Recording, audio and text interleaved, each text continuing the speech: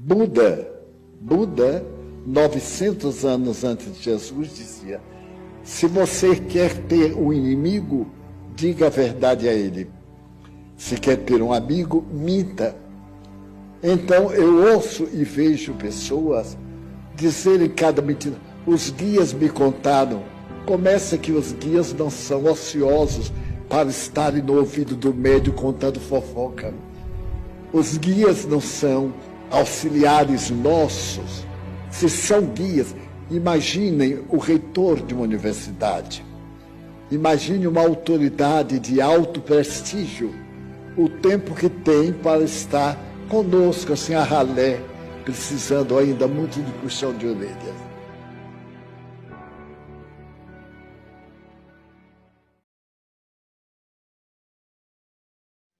Ah, como eu amo, eu deixo tudo. Isso não é amor.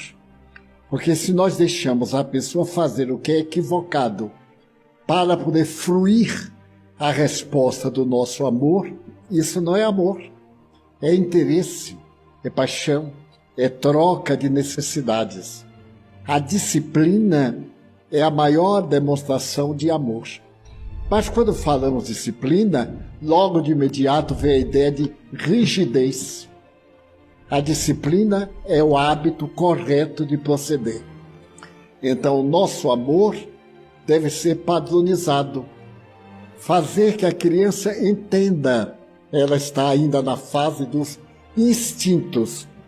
O desenvolvimento intelecto-moral vem depois. Então, nós aprendemos também a dizer não.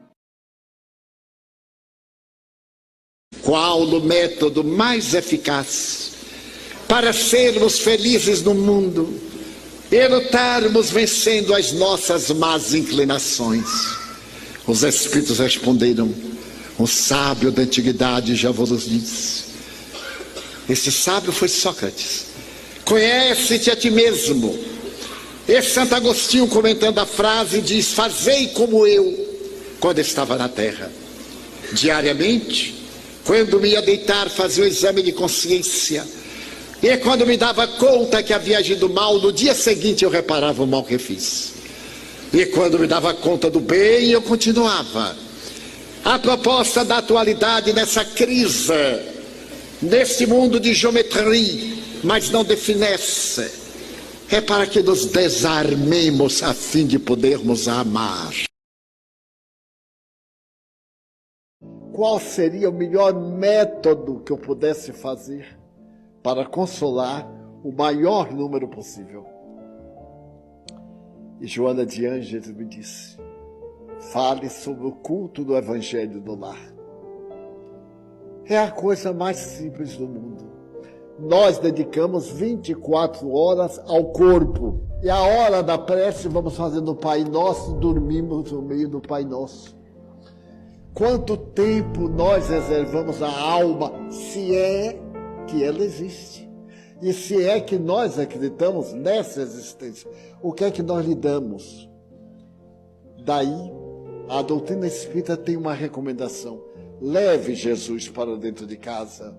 Reserve um dia da semana, meia hora, não precisa muito, meia hora, e reúna a família. Através de Jesus, nosso modelo, nosso guia, estendamos o amor nestes dias difíceis. Amemos mais ao nosso filho, especialmente aquele que não nos vê, muito simpático, a nossa filhinha rebelde, a nossa esposa cansada, ao nosso marido renitente, viciado, que está cansado de ficar em casa e está descarregando em nós. Cuidado, muito cuidado. Não estamos acostumados a viver em família.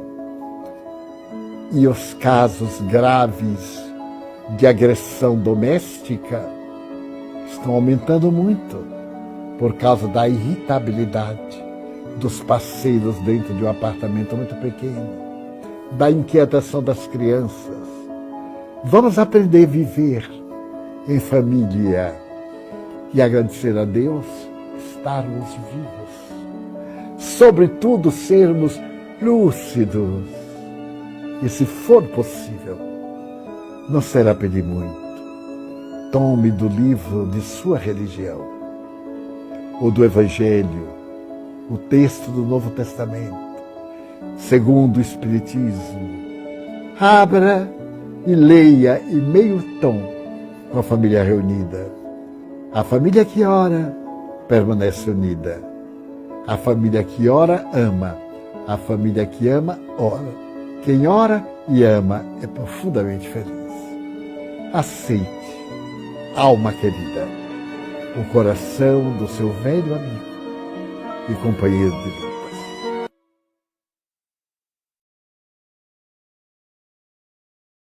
Gostaria de dizer que vale a pena amar.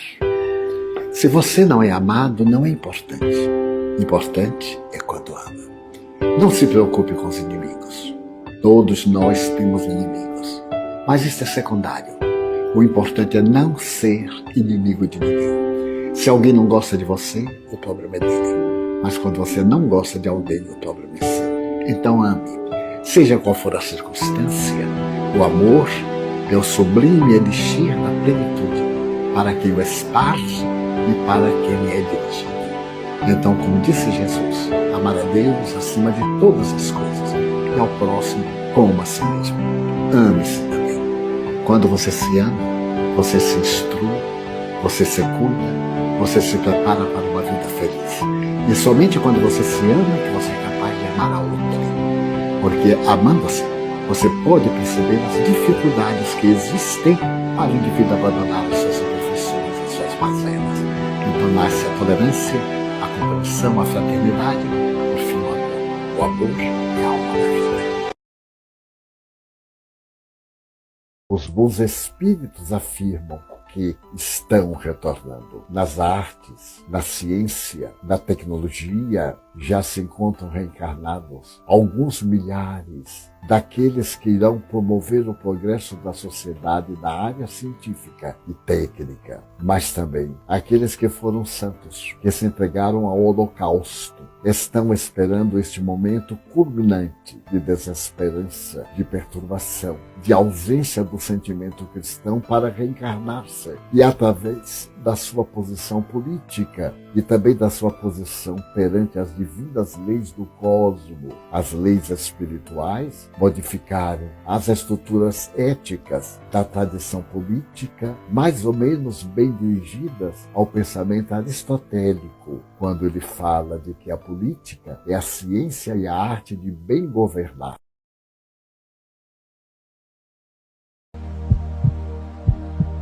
Para recender o aroma da tua mensagem na terra.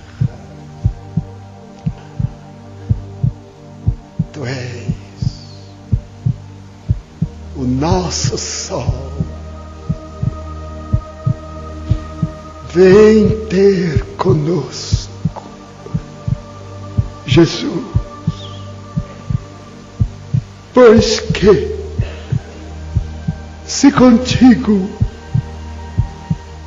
debatemo-nos da aflição e jornadeamos na ignorância. Sem ti mergulharemos no caos.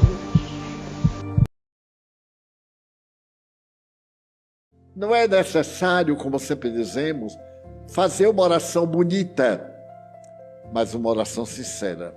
Dizer poucas palavras. Orar é arar. Arar é trabalhar. Então, nesse momento, recorramos à oração. Falemos a Jesus do fundo da alma. Tenhamos a humildade de reconhecer a nossa pequenez. E em nossa oração, não imponhamos a nossa vontade a Deus, dizendo-lhe o que queremos, mas exponhamos as nossas necessidades. E a semelhança de Maria, quando o anjo lhe disse que seria mãe do Messias, esta frase, que se faça na serva segundo a vontade do Senhor. Jesus nunca nos deixa a sós. O seu amor é inefável. E me lembro deste significado quando Paulo foi falar com Nero, o pior homem do mundo, com o melhor homem depois de Jesus. A sua mulher depravada e vulgar assistiu ao diálogo e depois que Paulo lhes falou, abalou o monstro que mandou retirá-lo. Ficou com medo de mudar. A Hipopeia disse: este homem tocou minha alma, mande matá-lo. Nero mandou matá-lo para não mudar a sua alma. Mas que importa se mata o corpo, não mata a vida.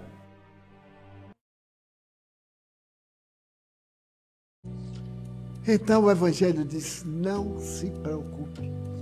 Todos diziam que ele era bandido e o colocaram na cruz, menos aqueles 12, alguns dos quais ainda tinham dívida.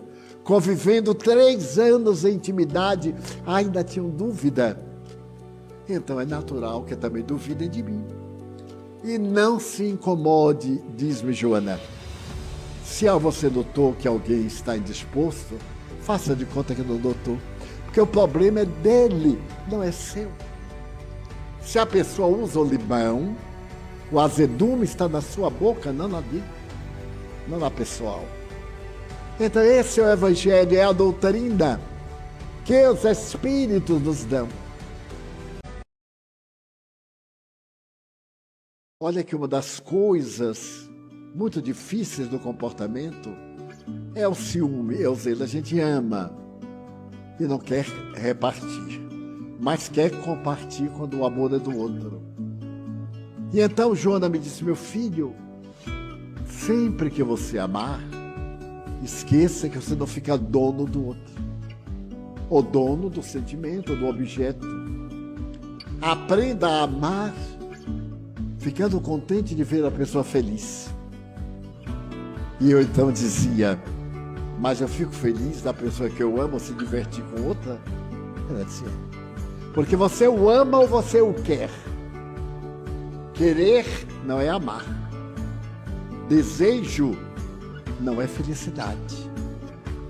São necessidades biológicas e emocionais.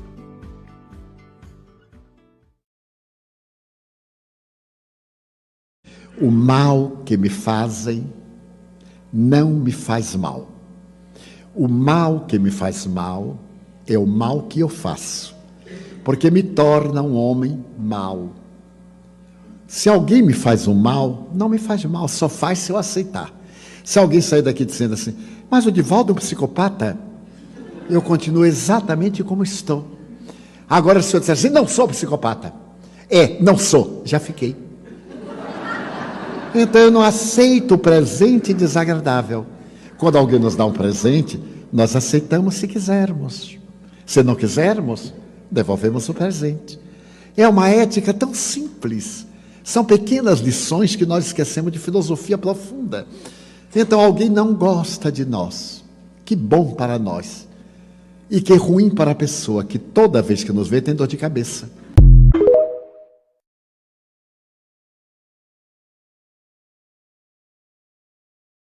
Chico Xavier chegava a dizer: a prece de uma mãe arromba as portas do céu. Todas as mães estão sempre conosco.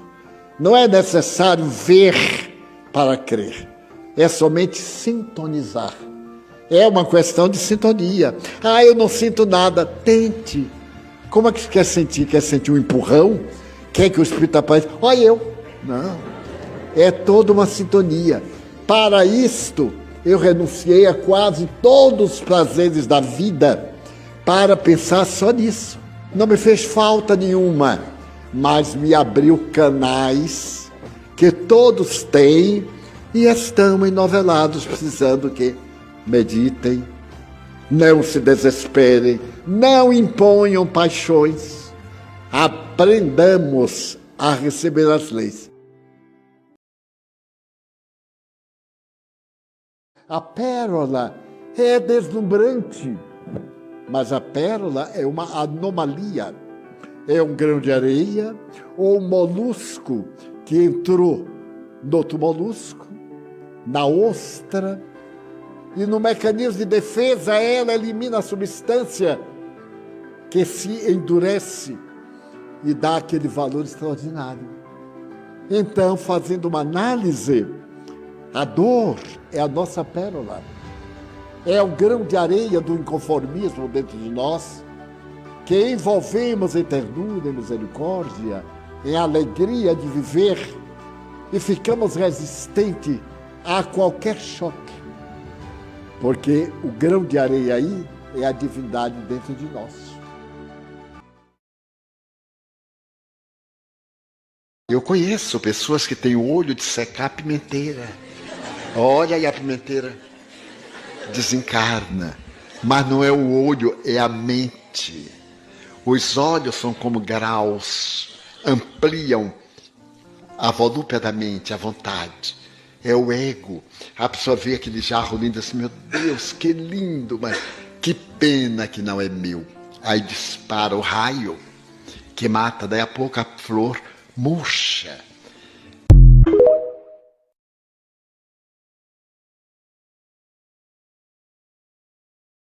O perdão é o momento culminante da doutrina cristã, da doutrina espírita, porque a caridade da nossa existência é o perdão de Deus às nossas terríveis inversões do direito da vida.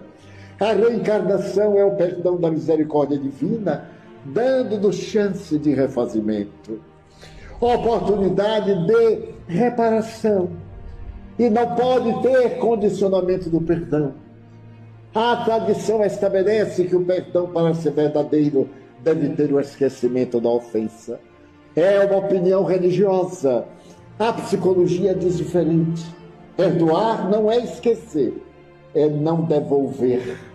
Não devolver o mal que nos fazem na mesma moeda é um ato de perdoar.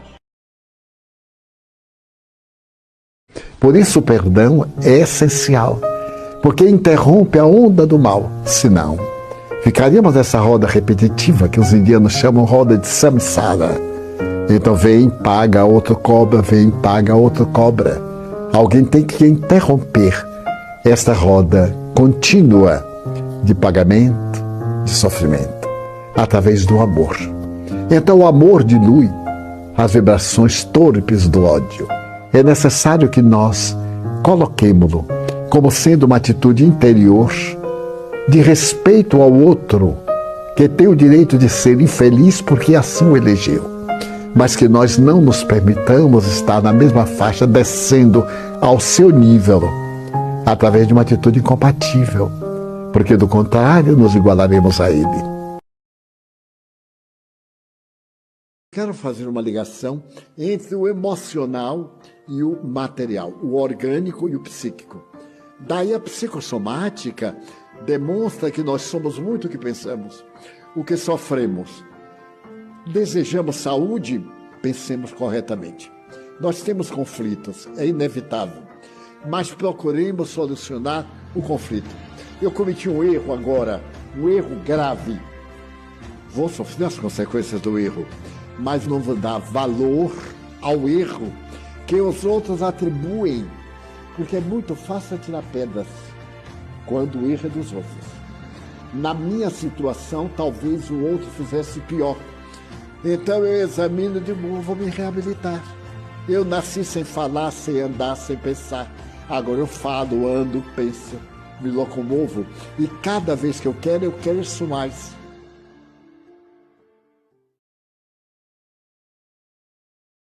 Essa proposta de Kardec, que nos leva a conhecer o verdadeiro espírita, pelo esforço que empreende para lutar contra as suas más inclinações, para trabalhar a fim de ser hoje melhor do que ontem, amanhã melhor do que hoje, a doutrina espírita não transfere responsabilidades, responsabiliza-nos seguindo aquele código de Jesus, mas se pedirá àquele a quem mais se deu.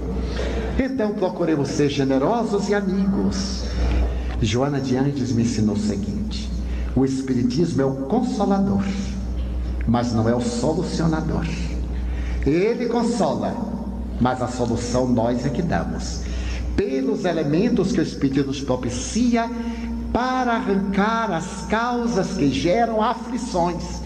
Porque não adianta consolar agora sem erradicar o fator que gera os conflitos. A pessoa continuará mudando de problemas.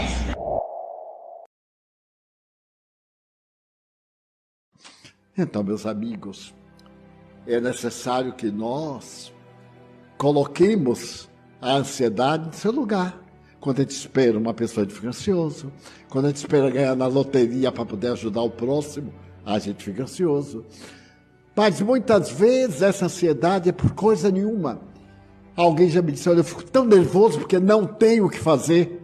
Eu dei um pulinho lá da mansão. Ah, lá tem o que fazer? Eu digo: tenho, eu dou uma vassoura para ficar embaixo da mangueira, varrendo. Daí a ansiedade é o resultado de um desgaste. Mas a solução final: ore e faça o bem. A ansiedade passa. Se quiserem algum endereço para fazer o bem, eu dou ainda hoje, eu tenho de memória.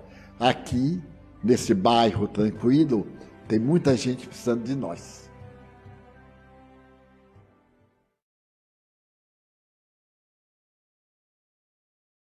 Quando nós amamos, quando nós plantamos esperança, quando nós estimulamos ao avanço, Deus meu, não temos queixa. Se não foi um sucesso, foi uma tentativa. Não temos nenhum tipo de decepção porque não saiu como nós queríamos. Ainda foi melhor do que nós poderíamos imaginar. Então a resposta da vida é exatamente semear, semear. A parábola do semeador. Umas sementes caíram no asfalto, as outras nos espinhais, as outras caíram na lama, mas as poucas que caíram em terreno bom deram 100 por 1, 1000 por 1. E então vale a pena semear. Quando Chico Xavier estava em um determinado problema e uma pessoa desacatava-o, e ele ficou calado. E a pessoa desacatava-o, ele, que era um homem muito generoso, ouviu até o fim. E chegando em casa, Emmanuel disse: da próxima vez, tu fazes a prática da água, a água sagrada. Tu pões água na boca até a água esquentar, e deixa a pessoa dizendo desaforo. Quando a água esquentar, joga fora e bota outra, até esquentares o que seja possível. É a receita. E lá estava no hotel Chico Xavier e uma garrafinha d'água.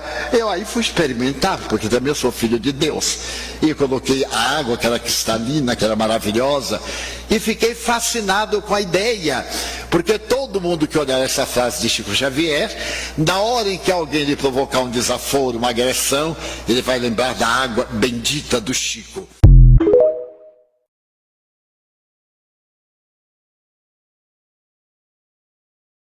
Cada um de nós, através das suas dificuldades íntimas, de angústias que não temos a coragem de dizer a ninguém e que outrem não avalia. Mas o que é realmente uma pessoa feliz? Na Terra não há essa pessoa feliz, integralmente feliz, porque o nosso corpo é perecível. E tudo que é perecível muda de um momento para outro. Por que o velho anda devagar? Todos os velhos. Porque o velho carrega a infância, a juventude, a idade adulta, e isso pesa muito para o velho carregar. Daí nós carregamos também as nossas mazelas, de que nos devemos libertar, como diz o Evangelho, não fazendo mal a ninguém e fazendo todo o bem que esteja ao nosso alcance.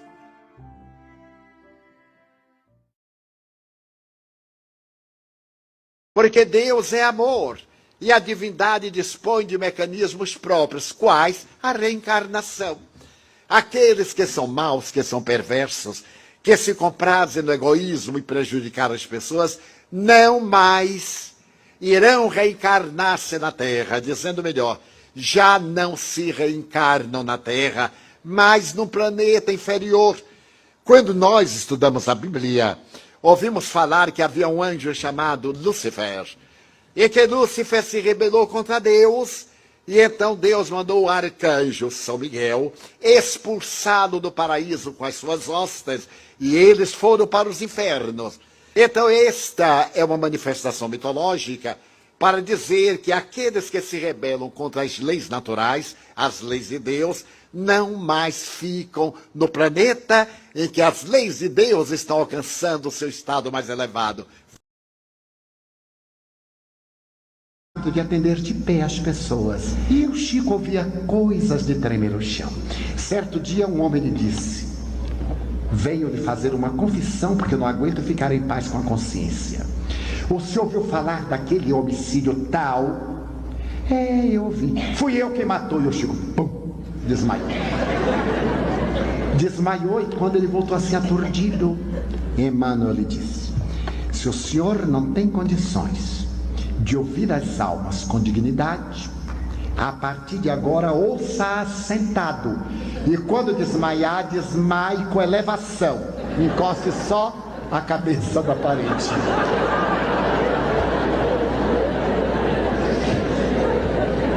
Porque é um desvirtuamento. O que é que ele podia fazer para este homem?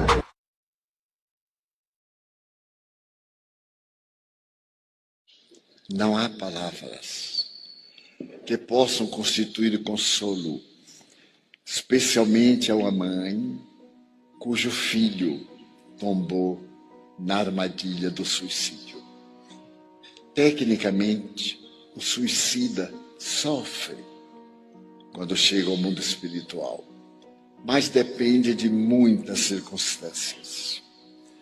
Hoje nós vemos a depressão como uma pandemia, e de repente o indivíduo é vítima de um surto e suicida-se. É diferente daquele indivíduo que, desgostoso com problemas financeiros, sociais, emocionais, planeja um suicídio. Allan Kardec, com muita propriedade, diz que a intenção é o mais importante. O sofrimento para quem interrompe a vida por um surto, por um programa adrede traçado, é muito grande. Mas nunca nos esqueçamos do amor de Deus. Deus tem sempre misericórdia, principalmente daqueles que não têm resistência para suportar as provações. Não temos o direito de magoar nossa família. Não temos o direito de sofrer ilusões, de fazer que a terra seja um piquenique. A terra é uma escola, onde estamos aprimorando nossos sentimentos para poder encontrar o reino dos céus, que não está lá, está aqui, dentro de mim. Que é necessário viajar para dentro para encontrar, porque é na consciência que nós temos o reino de Deus, o reino de Jesus. Quando minha mãe me concebeu, ela já estava com os albores da menopausa. E aí eu bati na porta apressado, eu sou apressadinho, e o médico da época disse: Dona Ana, a senhora não pode ter esse filho. A senhora já teve 3 abortos naturais, 12 filhos, está muito magra, era magrinha, era baixinha. E mulher magra e baixa é um terror, não morre nunca. A gordona saudável, e pouco tempo. E você terá que abortar, porque seu filho vai lhe matar. Ela disse: doutor, mas é da lei divina. Matar o meu filho? Nunca. E se negou a me abortar. E eu nasci ainda antes do tempo. E eu sou de 8 meses. E olha, se eu fosse de 9, talvez já estivesse até com 98 anos. Mas, então, esta mulher suportou tudo isto. E como eu devo a essa mulher?